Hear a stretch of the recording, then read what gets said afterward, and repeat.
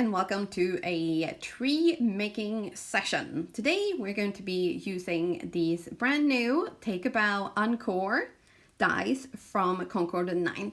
So these are the upgraded versions of the original Take A Bough dies that I was completely obsessed with whenever they came out 5 years ago.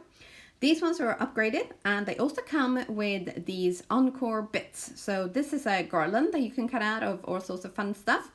And there's also ornaments and of course 2 different size stars to go at the top of your tree. And of course, Concord 9th, I've got their delicious cardstock. So we're going to be using quite a few colors of this today to make some very, very colorful trees. Not just green ones, but a little bit of ombre and a bit of, fantasy trees. So let's get to it, shall we? Our first tree is going to be a small fat one. So I'm using Aqua Sky, Oceanside, and also Peacock. And although I'm not showing it in this little clip here, I did also cut out some a couple of pieces of Midnight using the biggest die. And we are going to be using bamboo skewers here as our sort of tree base, not stem, that's for flowers. I'm being crazy now. I can't think of what the word is for the tree spine. But anyway, let's ignore all that rambling and let's get on with the tree making. So on this tree, I am layering up 2 pieces for each sort of layer. And the reason I like to do this is so that I get a really sort of thick, bushy tree, because I do quite like a sort of thick, healthy looking tree. And then to sort of ease my ombre look, I am, whenever I'm swapping colors, I am adding 1 piece of the old color and then 2 pieces of the next color to just sort of blend is maybe not the right word, but just to kind of, actually, let's go with blend. To blend the colors in our tree. Even though it's paper, we're still blending, so to say. And on that particular piece there, or that particular layer, I did actually use 3 pieces. So 1 dark and then 2 lighter ones. And then we're going back to 2s, and then we're just going to kind of build up our tree. And you might notice that I'm adding adhesive to each layer. And the reason I like to do this is especially now that we have the garland die, is if your pieces are really stuck to your skewer, then they're not going to be moving about and changing, the shape of your tree as you're actually making the tree. So that's a little hack from me to you. And you will notice that if you make the trees and you don't secure the branches to your skewer, they will be moving around a little bit, and it's especially difficult when you're adding the garland. Just take my word for it and skip that mishap. So, or the headache that it will create. So we're just coming to the end of our tree here. And as I said, this one is going to be quite sort of short and big and bushy and fat.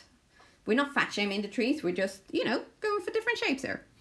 And I do like having different, making my trees at different heights and sort of different thicknesses and colors as well. I'm not going to lie. Because, why make them all the same? Then that would be boring, wouldn't it? And why not use all the luscious colors that come in the cardstock pack? I mean, kind of makes sense, doesn't it? It's just screaming out to be used. Okay, so I think maybe, I don't know if we're going to use that last piece that's off to the side there, or if this is it. But I think this is where I realized, so you know what? I think I can make this look even better if I just add that Midnight. And then I also did shape my branches a little bit here instead of before assembling my tree. But you will see later on in the video where I'm actually doing the other way around. And that is actually easier, I must admit. But, you do you, whatever you feel like. I mean, some of my trees are, the pieces are completely straight. And some of them are really, really bended. Bended? That's not a word. Bendy. Okay, so For my base, I'm using this big wooden slice that I found in a craft shop, I think it was, or maybe it was even a like decorating house sort of decor store. This was many years ago as well, so I've held on to these.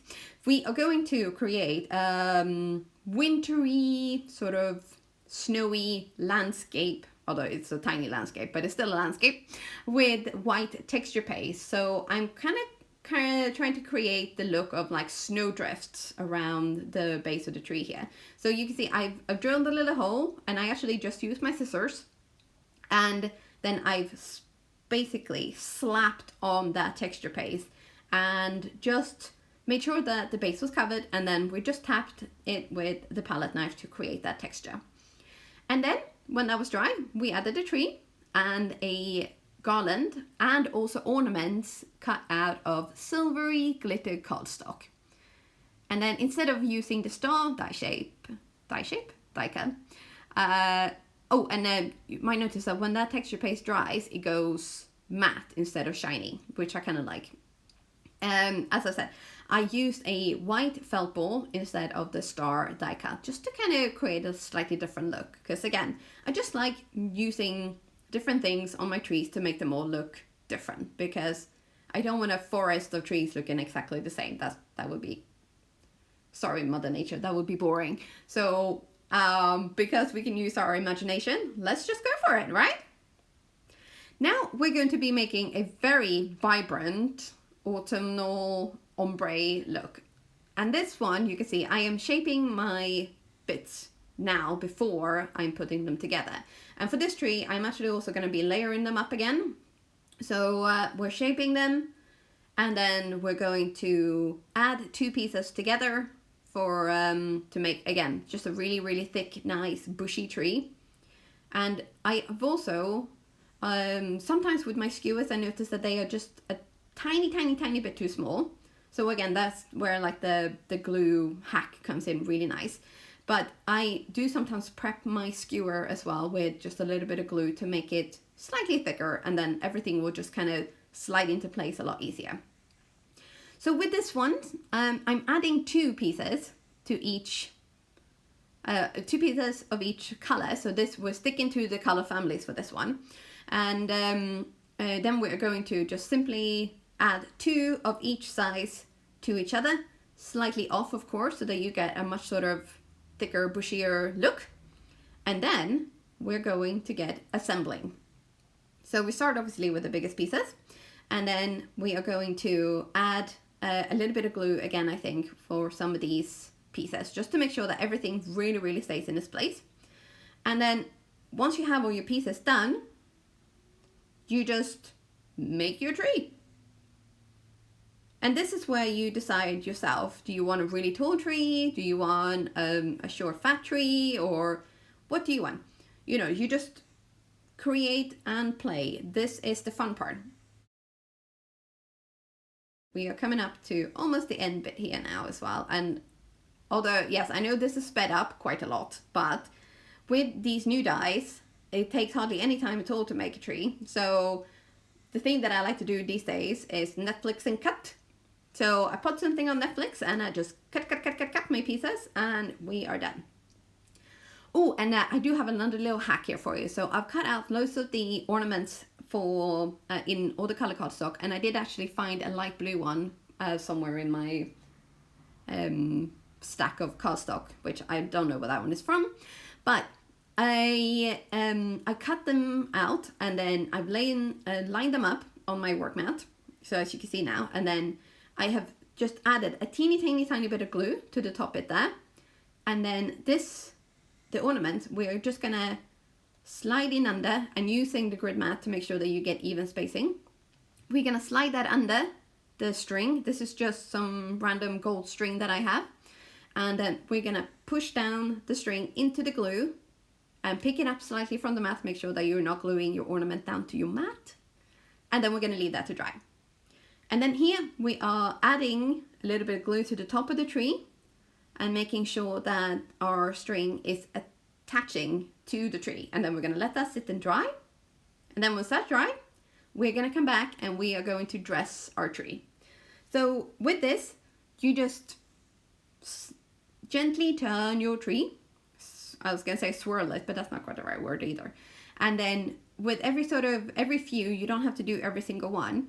You take, or you sort of thread it onto the bows like this, just so that everything kind of stays in place.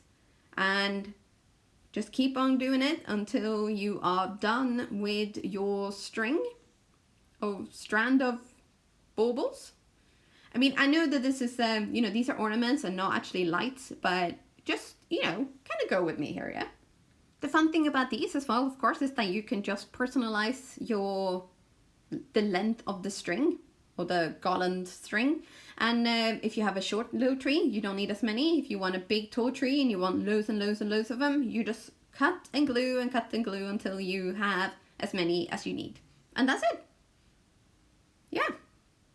Right, at the bottom here, I did try to make sure that they weren't just kind of hanging too low, and just to make sure that we have an even coverage of the baubles. And I probably could have done another few to really make sure that it was covered like all the way down, but you live and learn, and I think I was out of some color, so I decided to just kind of leave it there. And then I simply wrapped the leftover string around the base of my tree.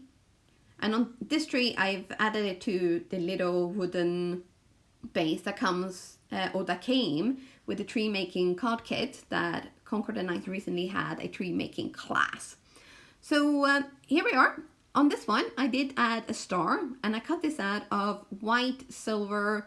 This is fun foam, I think. So I just cut out 2 pieces and glued them together on the top, and that's it. But doesn't that look great? And so easy. And if you secure your string around first of all, if you secure your tree to the skewer, and then you secure your garland to the bows, things are going to be sticking to one place. All right, so for my autumnal tree, I skewered it into a champagne cork, and I used a yellow felt ball. And then I added a garland cut out of gold glitter cardstock. And yeah, I must admit, I really, really love how this one turned out. It's just, yeah, it's a fun one. So you can see, you get such different looks just by changing up your cardstock and adding, one doesn't have any ornaments, it just has the garland. One has only ornaments and technically no garland. This one is actually from the class itself that we did. And if you haven't seen this, there was a A Bough Encore tree making class that Concord 9th put on. There might be a video on their YouTube channel now, so you can see, because there was me, it was Greg from Concord 9th, and Jeff Lindbergh, and we had a live, I think this was a live YouTube channel actually, or YouTube class. It was great fun. We were up laughing and making trees together and just kind of, having a great time. So I loved it and had a great time. So if you were there and watched the class, hi! And some of these trees I actually pre-cut and made beforehand. So this one is a white tree with lots of colorful ornaments. And there will be many more trees made, because again, of course, I'm just obsessed with these, and they're just so much fun to do. So the new thing now is Netflix and cut and make your trees. Alright, with the last few little looksies at the trees, and if you want to know the color combos that I've used, there is a couple of slides coming up with the cardstock that I've used. So pause and write down the names of the cardstock, and then you will see. So this is the first one. The only one that isn't showing is the light blue one that I have, because I don't know where that one is from. So, and this is the autumnal one. So you can see it's buttercup, marmalade, poppy, and cranberry. And then here comes our teal one. There's aqua sky, oceanside, peacock, and midnight. The last couple of trees were made using the clover and evergreen cardstock. And there you have it. That's it, all done. Right, don't forget to grab your own dies and get cutting for Christmas. And thank you so much for watching. See you soon again. Bye.